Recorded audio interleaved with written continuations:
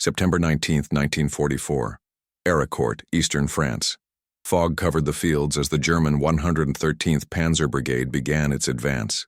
General Hasso von Manteuffel, confident, had declared hours earlier that the operation would be quick and surgical. After all, they were the hunters. That confidence was about to evaporate. In less than 30 minutes, 15 of his Panther tanks would be reduced to smoking carcasses by an enemy no one recognized. Because it didn't move like a tank. It didn't behave like a tank. And by German doctrinal standards, it just didn't make sense.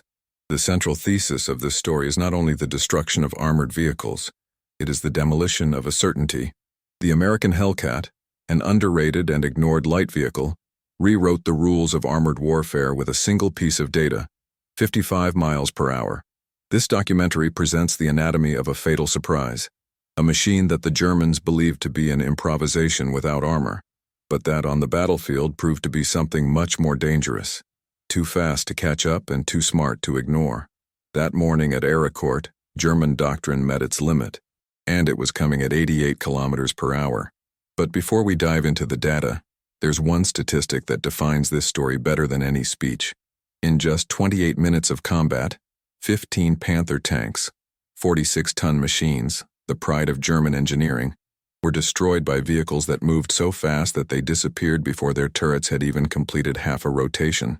An American veteran would summarize decades later with precise irony: "They never knew we could go 55 miles an hour." If you value this type of story, based on documents, facts, and analysis that reveal the forgotten backstage of the war, consider leaving your like and subscribing. This keeps alive the memory, research, and respect for those who lived through these battles. By the spring of 1943, the German High Command believed it had found the ultimate answer to Allied armor: the Panzerkampfwagen 5, codenamed Panther. Weighing more than 44 tons with inclined armor up to 80 mm and a 75 mm KBOK 42 gun, with a muzzle velocity of 935 meters per second, the Panther had been conceived for a clear mission: to crush any enemy with superiority in fire, endurance, and range. It had proven brutally effective in the steppes of the Soviet Union, where ambushes and long distances favored its low silhouette and accurate gun. And it was with this background that the Germans took the Panther to the Western Front, certain that they were taking the ultimate predator. The armored doctrine of the Wehrmacht was built on this belief. The battlefield was one with superior weaponry, impenetrable armor, and technical discipline. There was no room for improvisation or lightness. The engineering was meticulous, obsessive, almost arrogant. A Panther took an average of 2,000 man-hours to manufacture, with complex components and tolerances adjusted to the millimeter. Its final broadcast was a masterpiece, and a maintenance nightmare. But in the eyes of the doctrine, it was perfection. German thinking did not admit that a machine with less than 25 mm frontal armor could pose a real threat. The term tank destroyer conjured up images of mobile fortresses like the Elephant or Jagdpanther, vehicles that compensated for their slowness with an 80 mm gun and nearly impenetrable armor. Speed? It was irrelevant. For the doctrine-trained soldier of Guderian and his successors, tank combat was a predictable equation: see first, shoot first, destroy first. A vehicle that moved too fast to be followed by the turret was, by definition, ineffective, and therefore inconceivable. This is where the fatal error is born. When the first reports of fast enemy vehicles with low profiles and erratic behavior began to emerge in Italy, they were considered field delusions. Vehicles on wheels, it was supposed. Maybe reconnaissance cars with auxiliary weapons. No one thought that the Americans had deliberately created a tank destroyer that gave up armor to gain speed. The idea was contrary to everything that German military engineering believed to be effective. The doctrine was clear: a good tank should withstand impact, not avoid it. But the Americans were writing another equation. While the Panther advanced with 46 km/h on ideal terrain, the M18 Hellcat crossed fields at 88 km/h, with torsion bar suspension and a 400 horsepower radial engine. The Panther's turret needed up to 60 seconds to complete one rotation at low engine speed.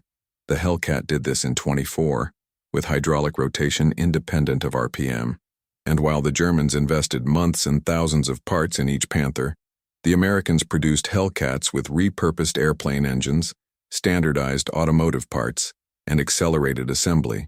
A single Buick plant in Flint, Michigan, produced 2,507 Hellcats in just over a year. Now a pause. Data from the time revealed that the average monthly production of Hellcats exceeded that of Panthers by almost 10 times in the same period. While Germany was manufacturing about 150 Panthers a month with increasing difficulty, the U.S. was delivering more than 500 Hellcats at a steady, sustainable pace. If this difference in scale surprised you, comment below with "Logistics wins," because this is the essence that will define the rest of this story. The shock would not only come from the battlefield, but from the production line. For every Panther shot down, the Americans could replenish their fleet in days. The Germans, on the other hand, counted the days waiting for transmissions that did not arrive. Still, in 1944, German belief was unshakable. The war would be won with thick steel and accurate shots. Mobility was a luxury. Shielding was survival. Until, on Lorraine's cold mornings, something crossed the fog faster than her towers could turn, and they realized too late that they were being hunted, but not by tanks, by predators who refused to fight on their terms. And among these fast silhouettes was a platoon led by a lieutenant with a calm voice and accurate aim, who, in less than 30 minutes, would forever change the arithmetic of armored warfare. In early 1944, the first reports emerged. American vehicles with low silhouette, moving quickly in the open, appearing and disappearing between elevations, as if floating between firing positions. In southern Italy, during the fighting on the slopes of Anzio, patrols of the Hermann Göring Panzer Division recorded in their daily reports encounters with exceptionally fast light-armored vehicles, armed with medium-caliber guns, but which disappeared before the German crews could engage. The documents were forwarded to the command of the 14th Panzer Army and filed with skeptical remarks. Probable misidentification, M8 reconnaissance vehicles or Stuart light tanks. German doctrine, crystallized by 4 years of conventional war, did not have conceptual space for this type of threat. A vehicle weighing only 17 tons, armed with a 76mm cannon, did not pose a significant risk, at least not according to the manuals.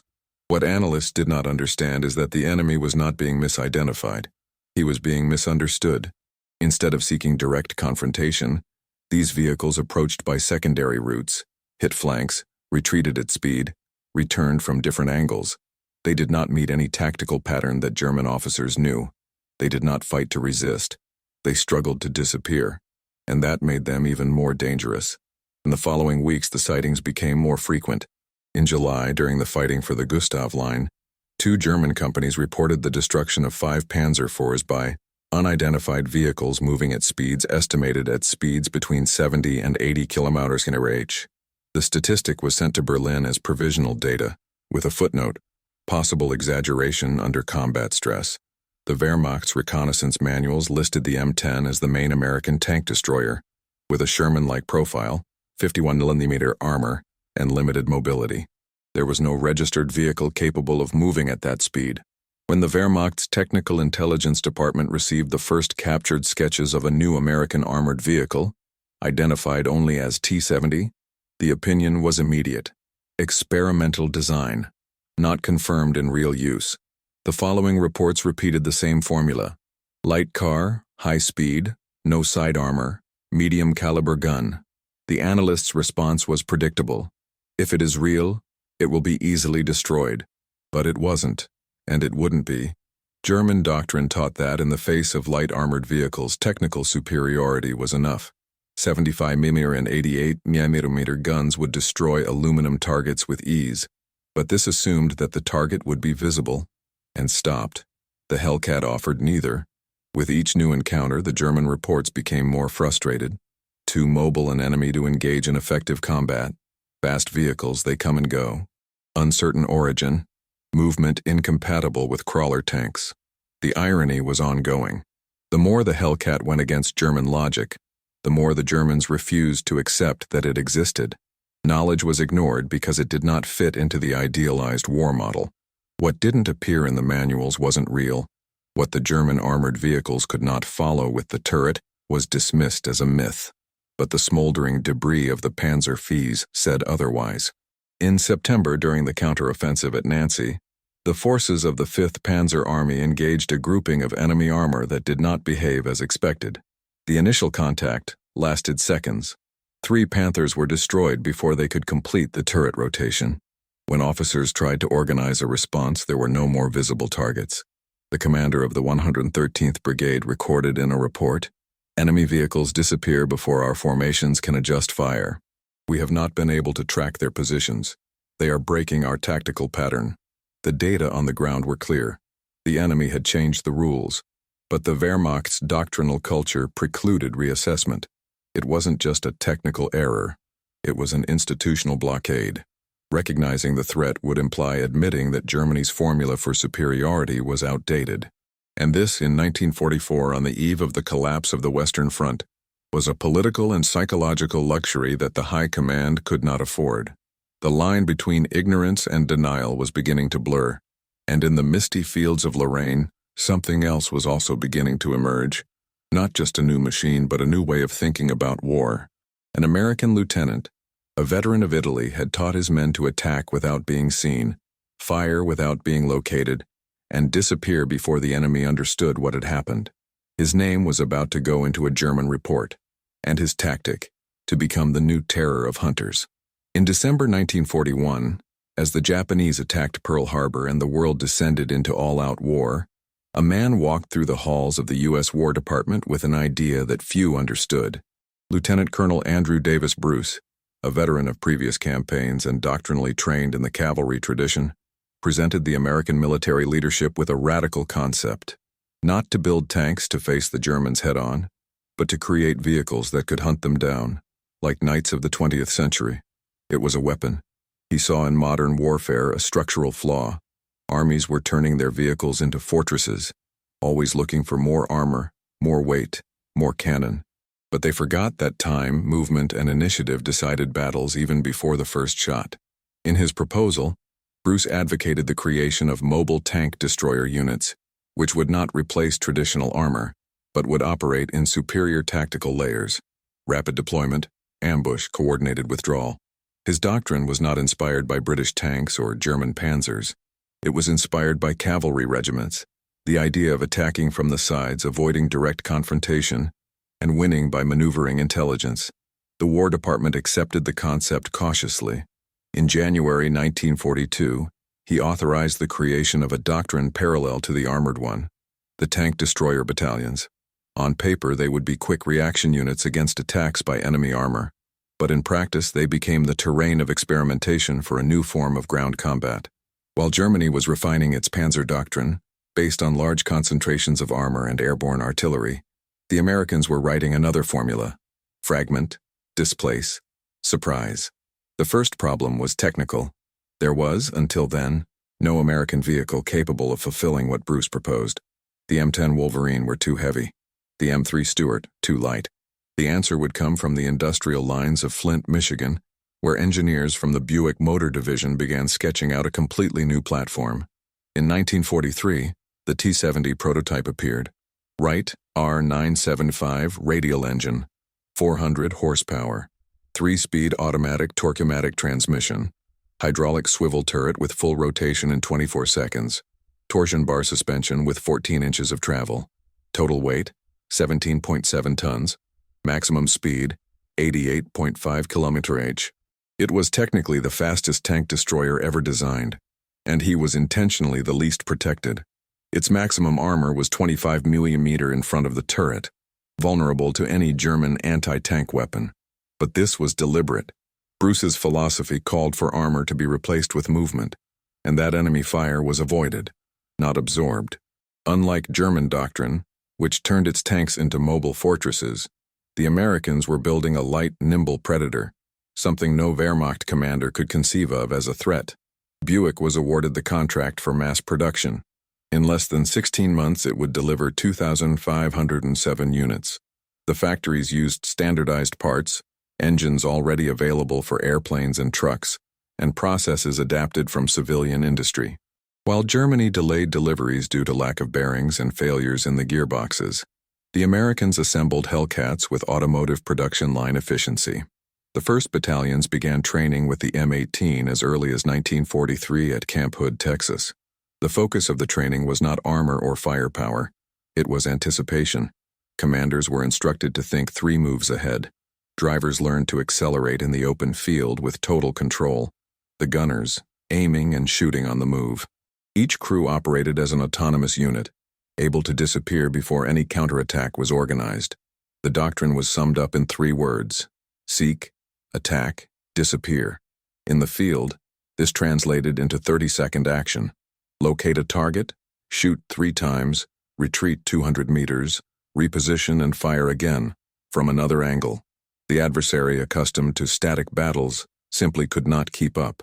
The Hellcat was not designed for prolonged confrontations. It was a weapon of interruption. Where it appeared, it destabilized. Where he retreated, he confused. It was a war tactic that defied common sense, and precisely because of this, it was difficult to understand. German generals, upon reading the first reports of these mobile ambushes, laughed at the idea that such fragile vehicles would wreak real havoc. But they weren't dealing with tanks. They were dealing with something new, an army that had exchanged weight for speed, fortitude through the hunt, and that, in less than a year, would turn German doctrine into a museum piece. The internal documents of the American Army already indicated the next step. Soon, these Hellcats would be positioned at strategic points in occupied France. What Germany did not yet know was that in the open field of Lorraine, they were about to meet an opponent who did not come to resist. He came to move. And at 55 miles per hour, he didn't need permission to win. The design of the M18 Hellcat was conceived with a single priority: absolute speed. To do this, Buick's engineers made decisions that, at first glance, seemed suicidal for any armored vehicle. They started by choosing an unconventional engine, the Wright R975, originally developed for aircraft. It was a 9-cylinder, air-cooled radial that delivered up to 400 horsepower in later models. By placing it in a hull of just 17.7 tons, the designers raised the power-to-weight ratio to 22, 6 HP per ton, almost double that of a German Panther. The result was a vehicle that could reach 88 km/h on the road and accelerate from 0 to 50 km/h in less than 20 seconds, surpassing even some wheeled vehicles. But it wasn't enough to be fast in a straight line. To maintain stability at high speeds, the M18 was equipped with torsion bar suspension, which allowed for 14 inches of vertical travel per wheel, essential for absorbing the impact of uneven terrain. This technical choice gave the Hellcat the ability to maintain continuous acceleration even on fragmented battlefields, where heavier tanks needed to slow down to preserve the structure. Another key innovation was the hydraulic rotating turret, capable of completing a 360-degree rotation in 24 seconds, regardless of engine speed. In combat, this meant that the Hellcat could change targets or engage new threats as it maneuvered. In contrast, the Panthers relied on engine speed to move the turret, which made their responsiveness drastically slower, especially at low revs. But it was in the armor that the Hellcat broke with all paradigms. Its front turret offered only 25 mm of protection. The sides of the hull, 13 mm. In any other tank of the time, this would be considered a death sentence. But in the M18, it was a conscious choice. Speed wasn't just an advantage, it was armor. Americans understood that survival could come from movement, not resistance. The open tower at the top, another element outside European standards, reduced the overall weight and facilitated production. The price of this decision was vulnerability to shrapnel, aerial artillery, and infantry attacks. But in the open field, the gain in speed and field of view outweighed this risk. The Torque-O-Matic automatic transmission, developed by General Motors, eliminated the manual use of clutch and lever. With 3 forward gears and 1 reverse, the system adapted the shifts according to the load and the slope of the terrain. The driver could concentrate solely on maneuvering, which increased the ability to respond in combat. It was more than a technical breakthrough. It was an operational reset.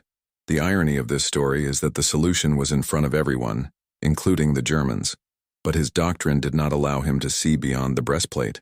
If you're enjoying unraveling these facts, show your support. Like and subscribe so we can bring you more detailed content like this.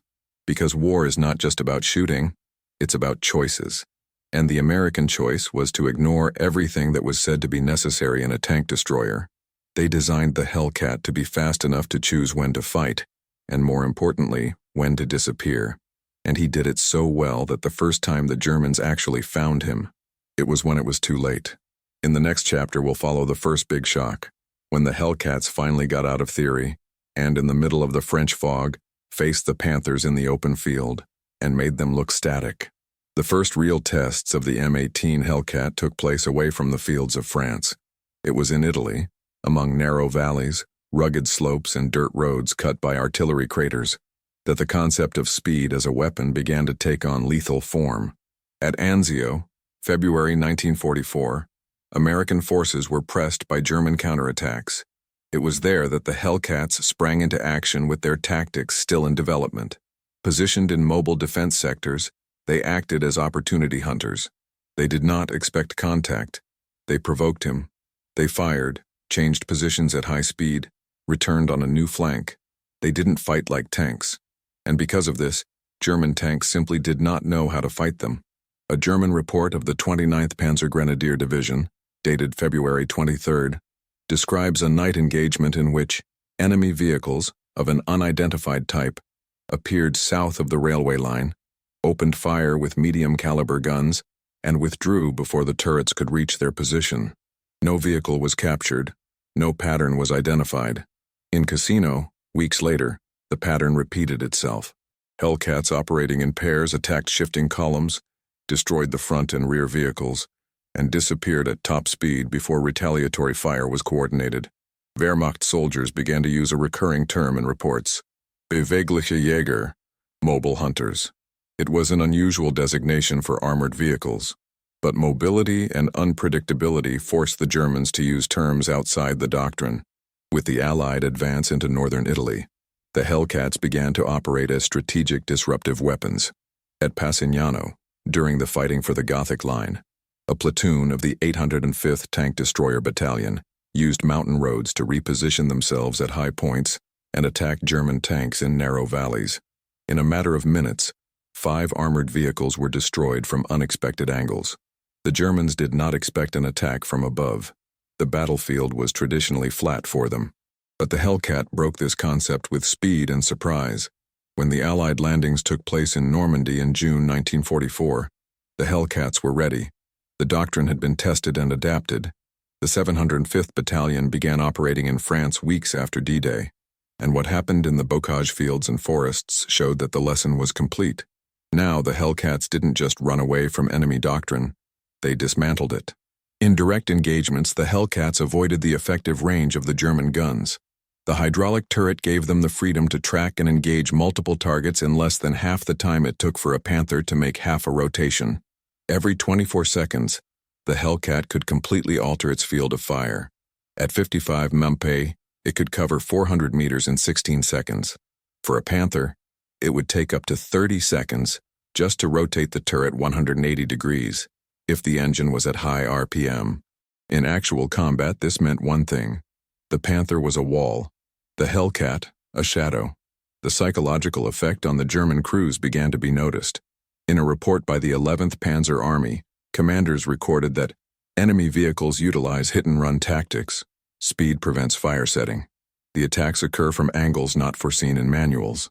It was the beginning of the doctrinal disorganization. A commander of the Feldherrnhalle division would later write, "It was like fighting ghosts. You saw the flash, you heard the impact, and then silence. They weren't there anymore." In the fields of Brittany, the 603rd Tank Destroyer Battalion executed maneuvers that seemed impossible. In less than an hour, it destroyed 12 enemy tanks with only 4 Hellcats, without a single loss. Each vehicle had repositioned itself at least 5 times during the engagement, using fog and vegetation as natural camouflage. The Germans were counterattacking the site of the last shot, but the Americans were already 300 meters ahead. The fixed ambush pattern, so common in clashes between heavy tanks, no longer worked. The Germans were trying to use infantry with Panzerfausts on the flanks, but even the infantry was outclassed by the speed of their movements. The Hellcat appeared where it shouldn't. He attacked from where he couldn't, and he disappeared before anyone knew where he came from. A German general, upon receiving a field report about a lightning attack by Hellcats on Nancy, is reported to have said in a low voice, "They are not facing us. They are watching us." The phrase was not just rhetoric. It was the implicit acknowledgement that the enemy had adopted a new philosophy of combat. And it worked. The Germans, proud of their engineering, had created machines that dominated in strength. But the Americans created a machine that dominated time. And it was this dominance that would soon devastate one of the German army's best-equipped armored units in thick fog at Lorraine, because in the next chapter, the doctrine of speed would find its perfect field, and the German Panthers, for the first time, would become fixed targets. On September 19, 1944, at 06:15 a.m., the plain of Lorraine was covered in thick fog, dense enough to hide entire armies. The 113th Panzer Brigade was advancing in disciplined formation, its Panthers fresh out of the factory, engines warmed up, crews confident. For the Germans, this was yet another containment operation, a chance to prove that they still controlled France's eastern front. But less than 10 minutes later, the illusion began to crumble. An unfamiliar sound cut through the fog, a high-pitched metallic hum, unlike any German track pull. It was the sound of an aircraft radial at full power. Then came the flashes. Quick, accurate salvos emerging from nowhere. Within 30 minutes, Lieutenant Edwin Leiper's platoon of the 704th Tank Destroyer Battalion destroyed 15 tanks of the 113th Panzer. They used the doctrine of shooting and displacement with mathematical precision. They fired from distances between 400 and 800 meters and repositioned before the Panthers could even rotate their turrets. Sergeant Henry R. Hartmann, positioned on the left flank, performed a feat that borders on the unbelievable. 6 Panthers shot down in a row, without being hit. With each shot, his crew moved the Hellcat in reverse at more than 40 km/h, finding a new angle, a new target, a new success. German after-action reports recorded contact with mobile enemy vehicles extremely fast, estimated travel speed above 80 km/h, unable to fight back effectively. German combat mathematics collapsed. The Panther, a symbol of German war engineering, took an average of 30 to 60 seconds to complete a 180-degree turret rotation, depending on the engine's RPM. The Hellcat, with hydraulic rotation independent of the engine, did the same in 24 seconds. The difference seemed marginal on paper, but on the battlefield with an enemy moving 400 meters in 16 seconds, that difference translated into one thing: death. For every turret rotation initiated by a Panther, the Hellcat had already fired and fled. The German tanks, with 80mm frontal armor, found themselves flanked by 76mm shells penetrating laterally, as if their protections were paper. The doctrine that prioritized resistance and power became useless in the face of an enemy that never fought in the same place twice. The most surprising? The German brigade was not made up of conscripts. They were trained crews, veterans of combat in Russia, accustomed to the tactical use of terrain, angle, and concentrated fire. And even then, they were dismantled as in an American field exercise. In total, according to the 113th Panzer's own records, there were 39 tanks destroyed and 11 damaged in that single episode in Arraucourt. The American losses? 3 Hellcats. No crew completely eliminated. The impact was so profound that days later, the German High Command requested a technical investigation into the new type of Allied vehicle. Early interrogations of American prisoners revealed that the Hellcats could reach 55 mm, 88.5 km/h on the road. The German officers refused to believe it. No tracked vehicle can reach such a speed, wrote an engineer at Heereswaffenamt, but the data was there, and the destruction at Arraucourt was undeniable. The nightmare of German doctrine was taking shape, a tank that ignored the rules of heavy combat, that turned speed into armor, agility into lethal advantage, a tank that attacked and disappeared before German logic could react, a shadow in the fog, a whisper that came too fast to be traced. From that day on, armored warfare changed axis. The Germans were no longer fighting the same kind of enemy. They were being hunted by machines built in Detroit, molded in Texas training camps, and guided by young men who had learned that winning wasn't about resisting. It was about moving faster than the opponent might think. And while the German engineers were trying to understand what had happened at Lorraine, another battlefield was already preparing to witness the final collapse of the old doctrine. Because when the offensive in the Ardennes began, the M18 Hellcat didn't just reappear. It prevented the German advance from reaching its logistical heart.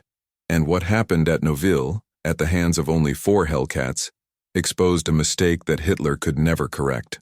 As fog settled over the fields of France, a new kind of fear arose in the German trenches. It was no longer the fear of aerial bombardment or landing of infantry. It was something more invisible, something faster. The panic came not from the destruction itself but from the way it happened. Suddenly, from improbable angles, with a speed that no German tank turret could keep up with. The M18 Hellcat didn't just destroy armor, it dismantled the perception of control. The psychological effect was documented in dozens of post-war reports and interviews. German crews described the same pattern: absolute silence, followed by a precise shot, then nothingness. By the time they tried to counterattack, the enemy had already disappeared. It was like fighting against armed wind, a former commander of the 2nd Panzer Division would say. German radios, based on centralized coordination networks, failed to react with the speed required by that type of combat. The doctrinal response time was slower than the attack time of the Hellcats. While the German command tried to understand what was happening, the attack had already moved, redrawn, won. The mental structure of German methodical warfare, made up of maps, sectors, and zones of fire, became obsolete in the face of units that respected no borders or standards of engagement. The humiliation was technical. The Panthers, considered superior, were being defeated not by numbers but by logic, not for endurance but for mobility, and the data began to scream. In September 1944 at Lorraine, 4 Hellcats destroyed 12 German tanks in less than 40 minutes, with only 1 loss. In Bastogne, during the siege, another platoon of M18s shot down 7 enemy armored vehicles with a hit rate of over 80%. Meanwhile, American production of Hellcats had already exceeded 2,500 units, a number unreachable for Germany, whose factories were being bombed daily. In 1944 alone, the United States produced 88,410 armored vehicles. Germany, in the same period, just over 19,000. The superiority was not just tactical. It was industrial. It was inevitable. If this difference impresses you, write in the comments. Logistics wins. Because winning a war begins in the factories and ends in the mind of the enemy. The Germans weren't just losing tanks. They were losing faith in their own doctrine. General Fritz Bayerlein, one of the Wehrmacht's most respected armored commanders, would record in his memoirs a revealing confession. We could not understand how they could move so fast. Our orders arrived late. Our fire, even more so. It was the end of technical pride, the end of operational certainty, and the beginning of a new war, one where it was not enough to be stronger. It was necessary to be faster, more adaptable, more unpredictable, and the Hellcat was all of that, multiplied by 1,000. But the Americans did not stop there, because there was one last card to be played. A frontal assault by Panthers on Noville, stopped by less than half a dozen Hellcats hiding among barns and trees. What happened in that frozen village would turn hunters into legends, and it would prove for the last time that the German doctrine was no longer worth anything. In early January 1945, during counterattacks in the Ardennes, a patrol of the 26th Volksgrenadier Division encountered what appeared to be a miracle of war, a largely intact M18 Hellcat, abandoned after a poorly coordinated American night advance. It was immediately transported to the rear, and from there sent to a technical center in Koblenz. For the first time, Heereswaffenamt engineers could examine with time and tools the machine that had challenged them so much. The technical report, finalized on January 17th, is a faithful portrait of arrogance in collapse. Line after line, German engineers describe something that didn't make sense, at least within the Wehrmacht's doctrinal logic. The hull was absurdly light. The shielding, thin to the point of seeming irresponsible according to a marginal note. The engine, an airplane radial. The tower, powered by independent hydraulic system. Each element seemed like a design error, until you put it all together and observed the result. A tank destroyer capable of hitting positions, firing, maneuvering, and disappearing before any Panther completed their response. The report included tests with 75mm and 88mm ammunition. The conclusion was obvious. Any direct hit destroyed the Hellcat. But what surprised analysts most was the fact that it didn't matter. The American doctrine did not expect resistance. I expected anticipation. In technical terms, the engineers admitted, The vehicle is not built to withstand enemy fire. It's built to prevent it. The next sentence was even more blunt. We have no equivalence with this logic. The Hellcat's weight, 17.7 tons, was almost half that of a Panther. Its power-to-weight ratio of 22.6 HP/ton was more than double. Its speed of travel on the road exceeded by 60% that of any German armored vehicle in operation. And in the field, its operational reaction time was less than 25 seconds. In a war where seconds decided everything, this was not a technical fact. It was a sentence. The High Command received the report with a mixture of disbelief and frustration. Veteran officers of the Eastern Front ridiculed the design. The idea of an open tower was treated as a joke. Impractical under real fire, wrote one general. But the field data insisted on another truth. The Hellcats were winning. And they were doing so while ignoring all the rules that Germany had imposed on armored combat. The historical irony was complete. The power that had staked everything on invulnerability, thick armor, superior weaponry, imposing presence, now lost to a deliberately vulnerable machine. While Germany was looking for tanks that could withstand everything, the United States was investing in tanks that would not be there when the firing happened. It was the triumph of mobility over rigidity, from scale production over sophistication in small series, and above all of the adaptive doctrine over the static doctrine. The Hellcat was the antithesis of German philosophy, and that's why it worked so well. When the technical report was sent to Berlin, accompanied by a tactical analysis of the fighting in Lorraine and the Ardennes, one of the last handwritten comments in the footnote was the most symbolic of all. A colonel in the armored section wrote, "They found out the truth, but too late. Too late to reverse doctrines. Too late to change production lines. Too late to avoid the coming destruction. Because on the other side of the Rhine, thousands of Hellcats were still waiting for orders, and the next battlefields would be bigger, more open, more lethal. And with every mile they traveled at 50 miles per hour, the Americans left behind not only burning German tanks, but an entire era of outdated military thinking. And in the next part of this story, when the Hellcats meet the real Wehrmacht Tigers, what seemed impossible will be repeated. Speed versus weight, instinct against doctrine, and an outcome that would seal the fate of armored warfare in Europe. From the first months of the war, German armored doctrine had been built as a work of logical engineering, coordinated movements, well-defined defensive positions, massive use of concentrated fire, and tanks conceived as mobile fortresses. It was a formula that had worked with devastating effectiveness in Poland, France, and in the early stages of Operation Barbarossa. But by 1944, this doctrine, once an engine of conquest, had become an anchor. While the Allies reinvented the battlefield with speed and elasticity, Germany insisted on applying the same instructions, drawn from manuals written for a static enemy. The Hellcats represented the exact opposite of that. They were tanks without heavy armor, without enormous armament, without an imposing presence, but with unattainable mobility. And more importantly, they operated with tactics that completely broke predictability. German doctrine envisioned war as a sequence of positions and responses, lines and sectors, calculations and symmetries. The M18 did not follow these symmetries. He entered from the side, fired, retreated, emerged from another flank, destroyed the rear, and disappeared before the response was organized.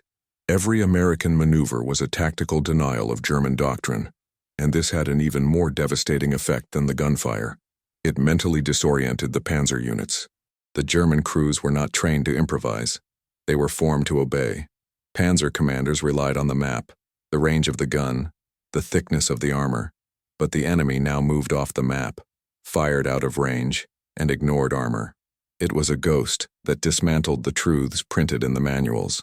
In reports from the 5th Panzer Division after the fighting in France, there is a phrase repeated several times. The standard response did not work.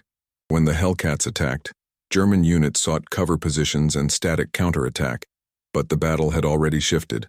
The Panthers, designed to dominate by impact and presence, found themselves ridiculed by an enemy who refused head-on engagement, and when they tried to chase it, its top speed of 46 km/h proved useless against the 88.5 km/h of the Hellcat.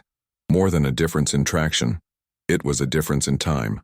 The seconds it took the Germans to calculate a reaction, the Americans had already used to finish the battle.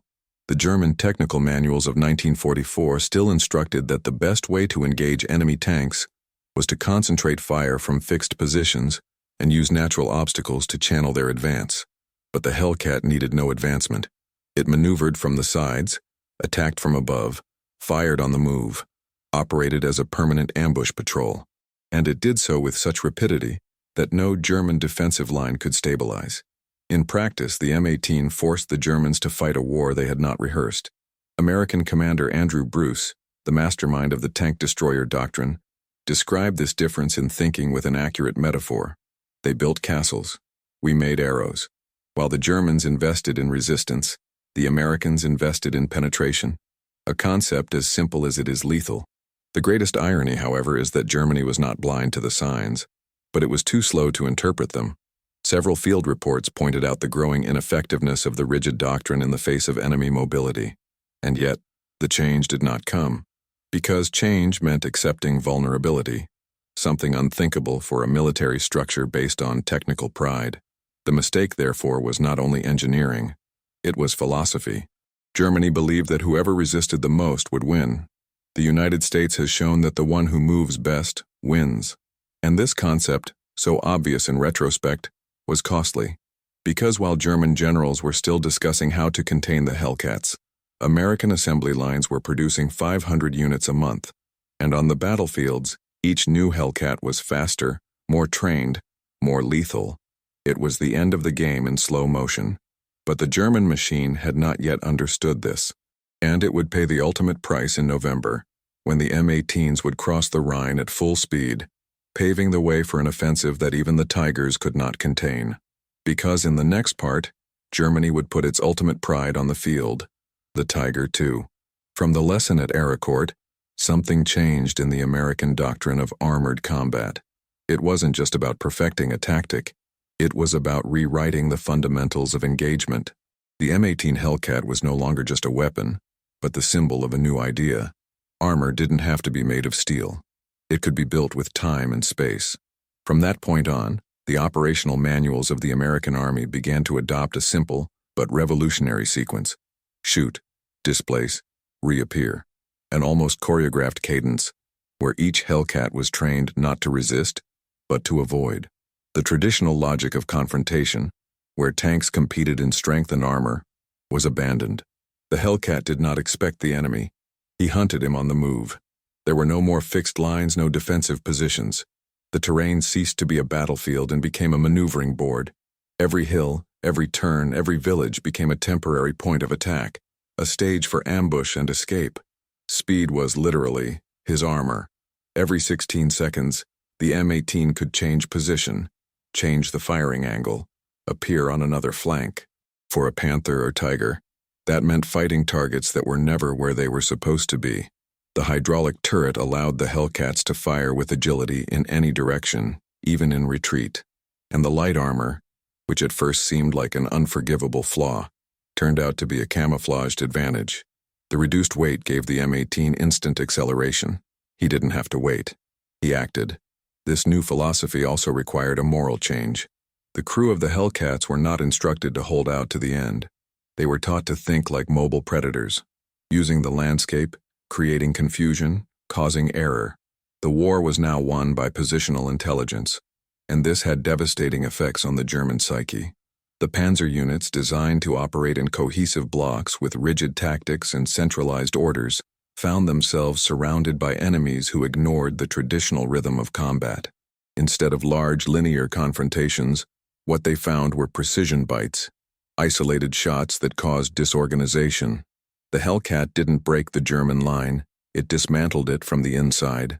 A platoon of Hellcats acting with fluid communication and constant movement could destroy more tanks in an hour than an entire battalion of Shermans in a day. It was war as fluidity, and it was precisely this fluidity that challenged Germany's last technical pride. The Tiger II.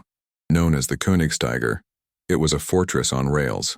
70 tons of steel, frontal armor up to 180 mm, an 88mm gun with a lethal range superior to any other armored vehicle in the European theater. But what the Tiger II had in strength, it lost in time. His turret, weighing tons, needed 19 seconds for a partial rotation. His acceleration was poor, its fuel consumption is unsustainable, and his reaction time, too slow for the world shaped by the Hellcats. The fighting between M18s and Tiger IIs, while rare, revealed the ultimate irony. The most feared tank of the war could be humiliated by an unarmored vehicle. It was enough that the Hellcat did not play by the rules of the head-to-head confrontation. In episodes recorded in the vicinity of Aachen and Cologne, Hellcat platoons used secondary roads and coordinated attacks from multiple directions to encircle and neutralize Tiger IIs with surgical precision. In one particular case, 2 Hellcats managed to immobilize a Königsteiger by firing on the side section of the track, where the armor was weakest. By the time the crew tried to react, it was too late. The opposite flank had been taken, and another shot hit the turret at a vulnerable point. The giant fell without being able to target even one enemy.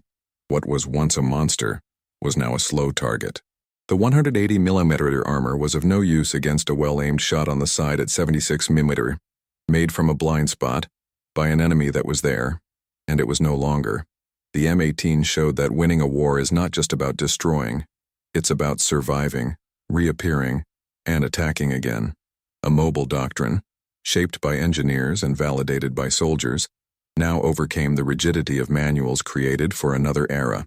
And the Germans, with their unshakable faith in the superiority of the machine, found that they were stuck with a concept of war that no longer existed. Because while they were thinking about resisting, the Americans were already 500 meters ahead, ready for the next move. And the next move would come not with a single platoon, but with hundreds of Hellcats crossing the Rhine in formation, advancing with the strength of an adaptable doctrine, and with the speed of an industry that knew no pause. Tank warfare, as the world knew it, ended there. But the war of ideas, doctrines, adaptation, and reaction was just getting started. And in the next chapter, this new doctrine would find its apex not in the field, but in the factory, where the real American weapon was being forged, not in steel, but in scale. The Hellcat was not only born out of a bold military doctrine, it was forged in a system that few generals valued until they felt its effects in the field: the production line. By 1943, while German engineers were still fine-tuning the final details of a Panther's gears, the Buick Motor Division, a traditional automobile manufacturer in Flint, Michigan, had already transformed its factory floor into a continuous military assembly line. There, the M18 was not mounted like a tank. It was assembled like a car. Standardization was absolute. Interchangeable parts, aircraft radial engines already available from stock, simplified transmissions, and modular assembly. The average manufacturing time for a Hellcat dropped to less than 40% of the time it took to complete a single Tiger II. While Germany relied on refined metallurgy and manual assemblies that took weeks, the United States delivered hundreds of Hellcats a month with acceptable quality and easy maintenance in the field. The strength of the M18 wasn't just its speed on the road, it was the speed with which it emerged on new fronts. In 1944, the U.S. produced 2,507 Hellcats. Germany, in the same year, delivered just over 377 units of the Tiger III and 3,177 Panthers, and many of them did not even reach the front due to lack of fuel, parts, or trained operators. The American system didn't just build more, it built better for the war that was going on. American factories understood the battlefield as a demanding customer. They didn't need perfect tanks. They needed sufficient, repairable, trainable, and ready-made tanks. This production philosophy, simple, adaptable, scalable, made the Hellcats an avalanche. A Wehrmacht officer wrote in his diary, "For every armored vehicle we destroy, 2 others appear the next day. They don't stop." And they didn't stop because behind each tank, there was a conveyor belt that didn't sleep. The Germans, in turn, continued to be stuck with the idea of technical excellence as a decisive factor. The Panther, with its 16 different models of transmissions and electrical systems, consumed precious resources and required refined logistics, something the Reich no longer possessed. The Tiger II, 50 tons more than the Hellcat, needed reinforced bridges, dedicated transport trains, and double fuel. It was a tank that depended on a non-existent infrastructure, and so, with each Panther lost, the impact was felt as a logistical whole. The Americans, on the other hand, accepted losses, because they knew they could replace it, and fast. A single Buick plant was capable of delivering more Hellcats per month than the entire German heavy industry could produce of Tigers and Panthers combined. Now, an important pause. In 1944, the United States produced more than 88,000 armored vehicles, while Germany produced about 19,000. If this statistic surprised you, comment below with "Logistics wins," because at the end of the day, victory doesn't live on the field. It is born in the concrete of the factories. And this productive supremacy was reflected on each front. While the Germans spent weeks repairing a Tiger, the Americans replaced the engine of a Hellcat in the field with 2 mechanics and a light crane. While the Panzertruppen waited for parts that never arrived, the M18 operators received simplified technical training and spare parts by automated convoys. And as the Luftwaffe lost air control, the Americans fueled their units with aviation gasoline to spare, fuel to keep their radial engines spinning at 2,400 revolutions per minute, day after day. The M18 Hellcat was an industrial weapon, a product of the marriage between the doctrine of speed and the ability to deliver it at scale. And because of this, there was no German response. Because it's not just about technology, but quantity with purpose.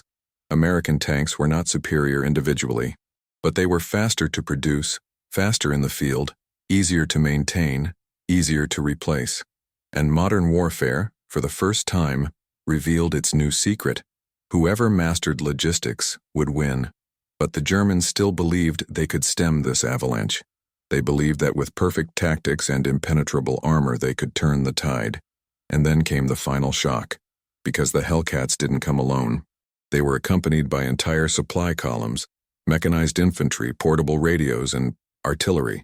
And what happened on the outskirts of Remagen would show that it was not just a question of tanks. It was a question of interconnected systems. And systems, they cannot be stopped with a single bullet. They didn't look like armored soldiers.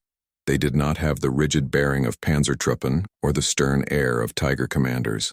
They were young men, many under 22, hastily graduated from Camp Hood, Texas, and placed inside a vehicle that promised no protection but required reflexes. They were the crew of the M18 Hellcat, men trained not to resist, but to predict, to calculate turret rotations, firing angles, reload times, and relative speeds, all in seconds.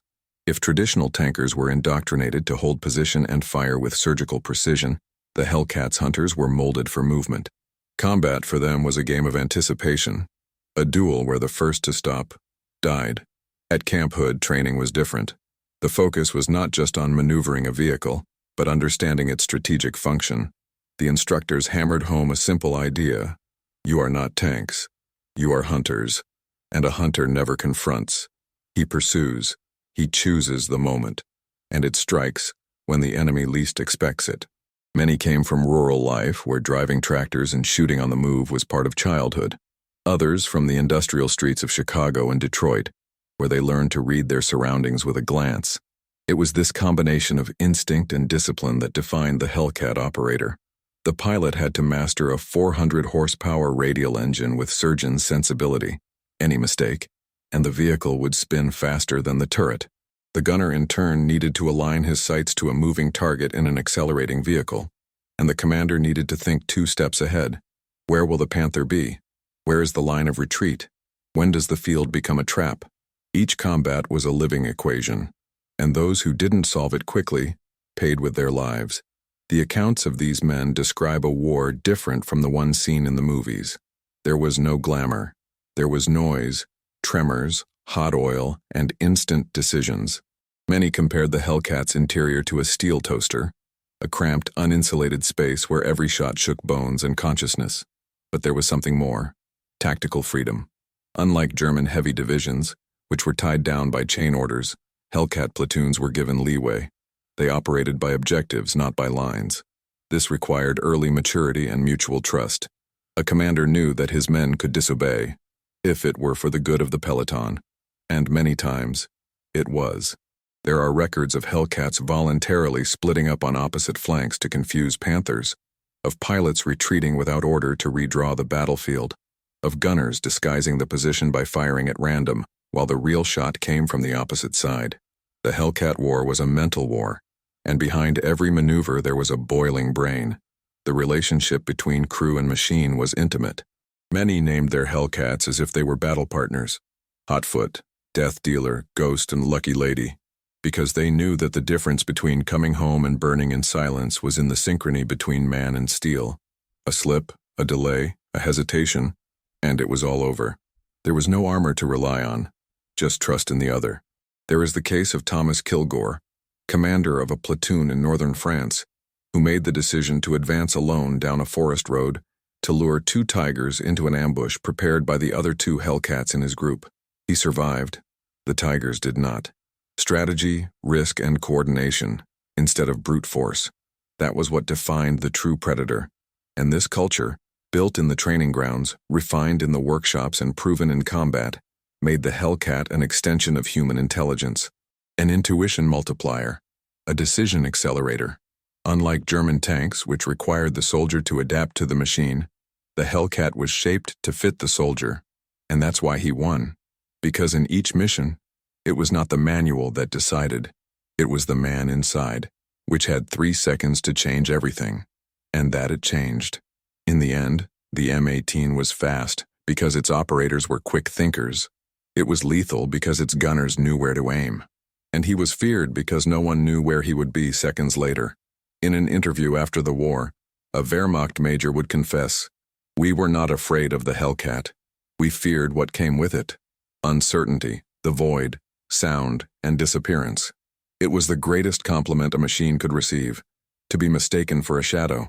But the shadows had not yet said their last word, because now, with the Rhine before them and Germany collapsing, the Hellcats were preparing for their final charge, and this time, there were no more manuals to consult. The M18 Hellcat's real weapon was not its hydraulic turret, nor its 400 horsepower radial engine. It was the brain that commanded him. In each platoon, there was a commander who operated like a chess player at accelerated speed, viewing the field not as a fixed map, but as a constantly changing game. These officers did not wait for orders from headquarters. They foresaw them. They anticipated the Wehrmacht's next moves even before the enemy radio broadcast them. While the commander of a Panther needed formal clearance to retreat, the leader of a Hellcat was already 2 roads ahead, planning where to respawn and how. The concept of decentralized initiative taught at Camp Hood created a generation of officers who operated with tactical autonomy. A Hellcat platoon, even isolated, was able to engage, disengage, and coordinate attacks with other units without relying on a rigid hierarchy. This wasn't just practical, it was lethal. The difference of seconds between seeing an ambush and reacting to it could be the difference between ambushing and being ambushed. And in this equation, the Americans had already won before the first shot. Time now was the new battlefield, and the Hellcat dominated him. With high-frequency radio communication, the platoons coordinated maneuvers in real time. A Hellcat appeared at the head of a German column, fired, retreated. Minutes later, 2 others appeared from the flank, completing the ambush. It was a mobile theater where each commander was a screenwriter and executor. German officers, trained under a doctrine of centralized command and static maps, fought ghosts. They received reports of positions that changed before order reached the front. A Tiger, no matter how armored, was of no use if it pointed its turret at the wrong place, and it was almost always wrong. The Hellcat's brains did not operate by zones. It operated by vectors, rhythm, sequence. They knew that the first shot was not the decisive one. It was the second, the shot that came from the unexpected side. The tactical rules had been turned upside down, and the Americans wrote them in real time. There was also a psychological element to this advantage. The Germans did not know whether they were fighting a platoon or a division. The Hellcats created the illusion of superior strength, with coordinated movement, amplified noise, and crossfire from multiple angles. It was war-like theater, but with live ammunition. In several accounts by German officers, the panic did not come from the impact. It came from the silence that followed, because the enemy did not remain, disappeared. Space was now as important as the bullet. The survival of the Hellcat platoon depended on reading the environment, visual memory, and the ability to make quick decisions. There were situations where a commander had less than 10 seconds to choose between 3 routes, predict where the Panther would turn, calculate whether the fog favored or not, and still command support fire. It was a chess game played with a hot engine and 76mm projectiles. Commander George S. Mickelson, in a post-war account, summarized, "We did not win because we were stronger. We won because we reacted faster." This mental agility redefined the role of the commander in armored combat. He was no longer a position administrator. He was a time operator. And this required a different formation, not based on dogmas but on dynamic principles. The mentality was, we don't know what's going to happen, but we will know when it happens. And we will act before the enemy understands what he is seeing. This mental doctrine explained how Hellcat platoons were able to survive clashes against forces 3 times larger. They did not impose themselves. They infiltrated. They did not occupy. Passed. And when the enemy tried to react, they were already at another point preparing the next move. American intelligence bet on adaptive training, with exercises that changed the parameters in the middle of the operation. There was no fixed scenario. Each mission could have unexpected variables, simulating the real chaos of the front. Officers learned to think outside the manual, because they knew that the German manual. I was still waiting for permission to turn the page. It is in this invisible field, that of decision, that the Hellcat showed its true superiority. The engine responded in milliseconds, but it was the mind that decided where. The turret rotated in 15 seconds, but it was the commander who chose when to fire. The radio reached 2 kilometers, but it was discernment that filtered out the noise. And that's why, when the Germans tried to understand how they were losing, they didn't find the answer in steel. It was in the brain. And this brain, fed by a flexible, industrialized, time-oriented doctrine, showed that the war of the future would not be won by cannons alone, but by decisions in motion. And the next part of this war would take place where the Germans least expected it, in the open fields of Germany, where there would be no more trenches, only space and speed. By December 1944, the Ardennes were covered in ice and silence. In the heart of that frozen forest, the 2nd Panzer Division was advancing with the conviction that it would crush yet another Belgian village before dawn. The destination was called Bastogne. What the German generals didn't know was that time was against them, and time took the form of 4 M18 Hellcats.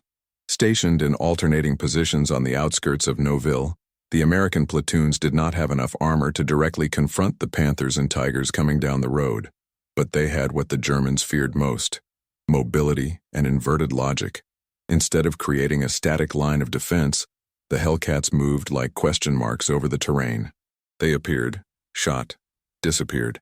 They reappeared on unexpected flanks, created noise from multiple engines, used radios to simulate communications of entire battalions. The tactic was simple: look more than they were. And it worked. The command of the 2nd Panzer, given the pace of attack and retreat of the Hellcats, believed it was facing at least a full armored brigade. They stopped. For 2 nights, they interrupted the advance to reassess the scenario. The city of Bastogne, still poorly garrisoned, gained 48 hours of respite, enough time for the paratroopers of the 101st Airborne to arrive and make history. The Hellcats did not destroy the 2nd Panzer. They froze it, and that was his true power.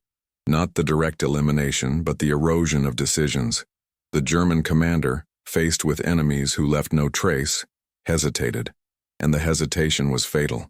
In Nouville, the tracks disappeared along with the fog.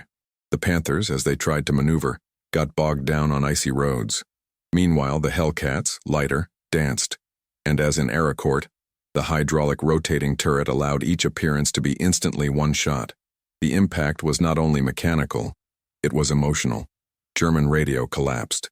Conflicting reports came to the command. We are being attacked from the left flank. No, it's in the center. No, they backed off.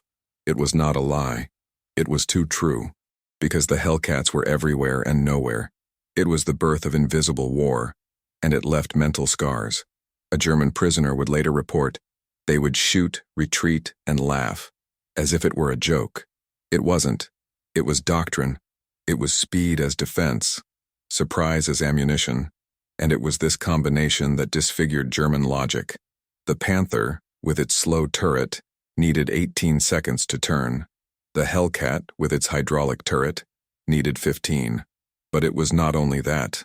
While the Panther was still turning, The Hellcat had already shot and disappeared. A miscalculation was enough to become a target, and all it took was one wrong move to lose the firing time. And then, nothing made sense anymore. If the enemy did not remain, how do you look? If it does not occupy, how can one fight? It was in this void that the Germans drowned. The Panzerwaffe's tactics manual did not provide for this. German doctrine depended on fixed positions, static reconnaissance, fire zones. But the Hellcat did not respect zones. He created corridors, holes, mirrors. A platoon of 4 vehicles looked like 8. 8 seemed like 20. And 20, they looked like an army. The irony of this story is that the solution was in front of them, but it required adaptation, decentralization, mobility, all of which the German military machine could no longer offer. If you're enjoying unraveling these facts, show your support. Like and subscribe so we can bring you more in-depth content and continue to shine a light on the technical backstage of the war. Because here, every piece matters. And sometimes, it's the smallest one that turns the tide. In Noville's case, it was 4 Hellcats that decided the fate of thousands. Not because of what they destroyed, but for what they prevented from advancing. The time bought there was not counted in tanks shot down, but in lives saved. And the Germans, who were looking for shortcuts to the Rhine, found that their biggest barrier was not concrete. It was silence. Bastogne resisted, and the Hellcats, once again, disappeared without applause, because their victory didn't make any noise. He was absent, but the next battlefield would not be an isolated village. It would be a symbol, a breaking point where roads converged, generals bet big, and speed decided everything. It was time to cross the Rhine, and on the other side, Germany waited. While the Germans tightened screws by hand in underground factories devastated by bombing, America had already turned war into an assembly line. The M18 Hellcat was not just a vehicle. It was the apex of a system designed for victory before the first shot. To understand its lethality, it was necessary to see beyond the cannon. Every component of the Hellcat, from the radial engine to the tracks, from the hydraulic turret to the perforated ammunition, was produced within an ecosystem that operated as a single body, fueled by logistics, doctrine, and decentralized intelligence. The speed that terrified the Panthers began long before the battlefield. It started on the factory floor. While Germany designed tanks with quasi-artistic engineering, unique parts, scarce materials, and slow assembly, the U.S. standardized on it. Every bolt on the Hellcat could be changed in the field. Each part, replaced without disassembling the hull. Each batch, tested with minimal margin of error. Buick didn't just make tanks. It produced predictability. This made each Hellcat not a work of art, but a replicable piece of an army on the move. The difference between the two systems was not just technical. She was philosophical. Germany believed in dominating the battlefield by tactical superiority. The most powerful turret, the most accurate gun, the thickest armor. America, on the other hand, operated on another level. It dominated time and flow. The German enemy was still trying to decide where to fight. The Americans already decided when and with how many. The M18 appeared where it was needed, at the right time. That wasn't luck. It was a systemic calculation. It was a war algorithm fueled by infinite logistics and mental adaptability. Each Hellcat platoon was a cell of a larger organism, trained to react, not to wait, shaped to improvise, not to obey. The orders were guidelines, instinct, tool, and the enemy. He was always late. By the time the Panther turret completed its rotation, the battle had already changed address. This became unbearable. A Wehrmacht officer would confess in interrogation, "We didn't fight tanks anymore. We fought against the system that produced them." The American system was fluid. Mobile commands, on-demand supplies, real-time information. While the Germans transported ammunition along already bombed tracks, the Americans used trucks on parallel routes, supplying platoons even under fire. It was war as a logistical flow. Allied doctrine did not wait for reinforcements. It provided for them. And Hellcat was the executor of this logic. When it appeared, it was not by chance. It was because the whole system had pushed him there. Like a vein that carries blood to the exact point of combat, response time was the new unit of measurement. And in this field, Germany was slow. Each request went through steps. Each mistake generated punishments. Every move needed authorization. The Americans, on the other hand, encouraged the initiative. Making mistakes was part of learning. Retreating, a tactic. Improvise, a complement. While Berlin relied on orders from the top, the U.S. relied on the trained mind of the local commander. Decentralization was the true tower of Hellcat. Invisible, but definitive. Therefore, when an American battalion was deployed, the world around it moved with it. Factories accelerated, trains left at night, radios adjusted frequencies. It was an orchestra. Germany was still tuning its instruments. War, for the Germans, was still about tanks. For Americans, it was already about systems. The victory was in understanding that the battlefield was only the final stage of a chain of decisions. The M18 Hellcat, with its 55 miles per hour, was just the visible symptom of this invisible gear. And that's why it worked so well, because he was not isolated.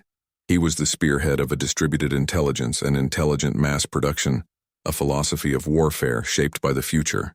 And while Germany was discussing where to allocate its few Panthers, America was already producing the next 1,000 Hellcats. If this sounds like a historic leap, that's because it was. And the Germans, trapped in their own technical grandiosity, would only realize it too late, because the next battle would not be won on the ground. It would be defeated on paper, in manuals that predicted speed, evasion, indirect attack, in doctrines that taught not to resist, but to reposition. And in this new theater, the Hellcat had not yet finished its hunt, because there was an ultimate target, a symbol that still resisted, not with armor, but with ideology, and it was about to collapse. In May 1945, while the last German tanks were being silenced in smoldering columns on the roads of the Reich, the M18 Hellcat was also quietly withdrawn from the front lines. His function had been fulfilled, but its mission is not, because the true impact of the Hellcat was not in the carcasses it left behind, but in the ideas it planted in front of it. When Soviet, British, and French analysts scoured European battlefields, they took note of everything from penetration holes in Panthers to aircrew reports of vehicles too fast to engage. In the post-war period, American lessons were transformed into global doctrine. The United Kingdom has invested in reconnaissance vehicles armed with priority speed. France developed armored vehicles with tactical mobility as a foundation, such as the AMX-13. Even the Soviet Union, still focused on mass and quantity, began testing lighter, more mobile vehicles to flank, not just confront. But the most powerful irony came from Germany itself. In 1965, the Leopard 1 was born, a fast tank with moderate armor, offensive maneuver doctrine, and a focus on speed. Everything that the Panther was not. The Leopard represented the German acceptance that brute force does not win alone. It represented surrender, not to a nation, but to a concept. The concept that to survive is to win, and that moving before being hit is more important than resisting the impact. The doctrine of the Hellcat, discredited by the Americans themselves after the war, would resurface in the Cold War as an indirect reference for all countries that understood that the modern battlefield did not forgive static. The open turret, the cutting of armor, the use of engines repurposed from airplanes, all of these might have seemed improvised in 1944. In retrospect, it was anticipation. The Hellcat was the first to prove that time is armor, that displacement is defense. That war, from that point on, would cease to be a duel of armored monsters and would become a lethal dance between those who see first, move faster, and attack first. During the Vietnam War, many of the Hellcat's concepts of mobility and evasion would be taken up again in the wild. In the Yom Kippur War, Egyptian and Israeli tanks would operate according to doctrines that valued displacement more than fixation. And in the Gulf War, the speed of the American columns would show that the Hellcat's spirit had not died, only shed its skin. The legacy was not visible in museums, it was in the manuals, in the way generals now train to avoid being seen, to anticipate the next move, to break the enemy's rhythm, because Hellcat taught that rhythm is everything. And perhaps the greatest symbol of this transformation is not technical, it is symbolic. The German army, resurrected as the Bundeswehr, based its armored force on the Leopard, a tank that could traverse fields like the Hellcat, attack, and disappear. A tank that carried in its genes the denial of Panther. A tank that, if it had existed in 1944, might have survived the fog of Arrowcourt. The world has learned. because I would never underestimate speed again.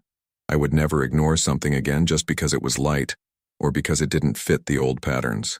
The Hellcat that disappeared before the turret turned became a reference for vehicles that would no longer need turrets, and war began to be thought of in time, not in tons.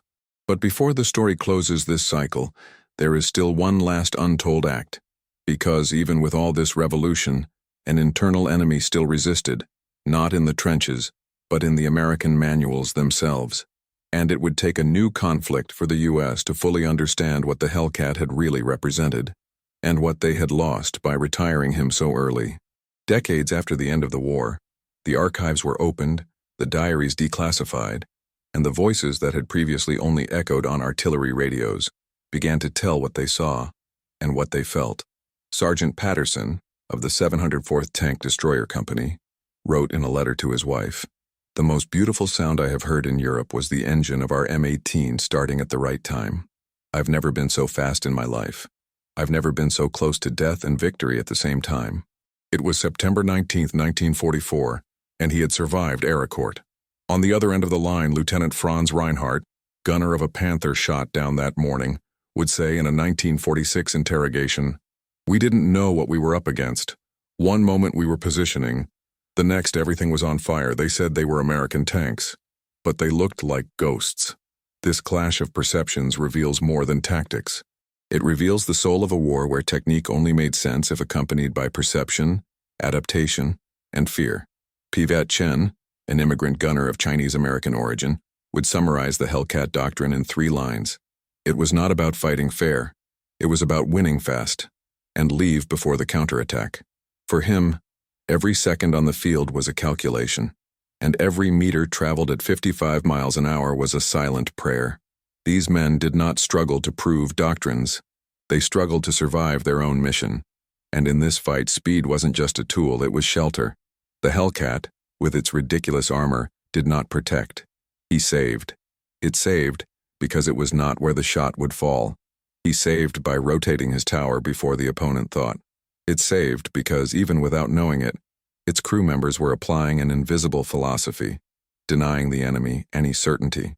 Lieutenant Mueller, a veteran of Panzerlehr, would admit years later at an armored conference, "The first time we faced Hellcats, we laughed. The second time, we were cautious. By the third time, we already knew that it was no longer an anomaly. It was the new standard." This late learning curve has been costly. It cost time, equipment, and morale. But above all, it cost them confidence in their own superiority. The psychological impact of the Hellcat surpassed its records of destruction. Its true effect was invisible. The doubt sown in the German officers, the hesitation implanted in the manuals, the need to revise entire doctrines. In battles like Dompierre and Nancy, where the M18s moved between trees, roads, and villages like hunters in their jungle, the enemy began to wonder where, and if, they should respond. The American initiative was not only tactical, it was moral. They moved because they trusted. They shot because they had support. They retreated because they knew they would return faster. And they won because time there was a faithful ally. In their accounts, American veterans rarely spoke of the gun or the armor. They spoke of the sensation of movement, decision-making power, freedom to act without waiting for an order from the radio. This autonomy, the product of a flexible doctrinal system, transformed the battlefield into a network of decentralized decisions where each commander was both executor and strategist. German veterans, even the most experienced, reported the frustration of seeing their tanks outclassed not by fire superiority, but by something they could not name.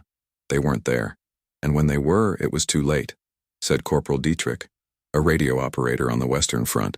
That absence, that denial of presence, is what made the Hellcat more feared than any Tiger, because the Tiger commanded respect, but the Hellcat imposed uncertainty. And on a battlefield where information is worth more than force, uncertainty is the real defeat. By the end of the war, few Hellcats remained. They were taken off the lines, sent to reserves, forgotten in warehouses, but their crews kept going, and their accounts, like pieces of a larger puzzle, reveal the real weapon hidden in the light armor, the mind of the man who carried it. A man who did not need absolute firepower, only permission to think and act before the enemy.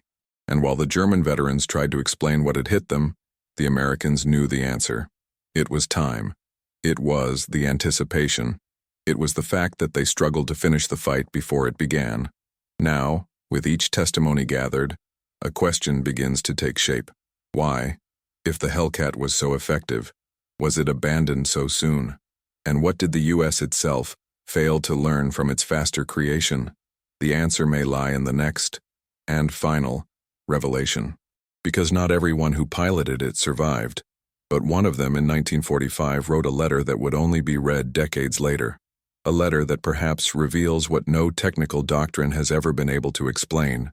By the end of the war, it wasn't just German factories that were in ruins. It was an entire doctrine, a mental model that believed, until the last minute, that heavy tanks, fortified lines, and sheer firepower would still define the battlefield. But while the Panthers were stalling on the roads, the Hellcats had already passed. By the time German textbooks finally mentioned the M18, it was already in the past, and legacy. The collapse was not caused by a cannon, but by an idea that speed, mobility, and anticipation could be more lethal than any armor.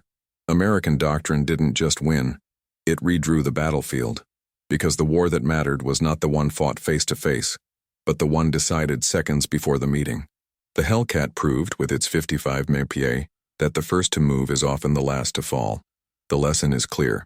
Logistics determines the strategy. Mass production beats over-engineering.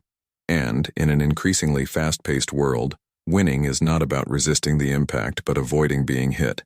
In his war memoirs, General Heinz Guderian, father of the Blitzkrieg, wrote in a bitter tone, "We were defeated by trucks and a factory in Michigan." If you value research and the search for historical truth, like and sign up. This keeps the memory alive and allows us to continue bringing real stories that challenge everything that was believed. Comment now. What was the most shocking fact of this video? And ring the bell, so you don't miss the next devastating historical fact. Don't go away yet. Listen to the next true story that will appear on the screen. Always remember, logistics determines strategy. Watch the next video here on the channel with another incredible story.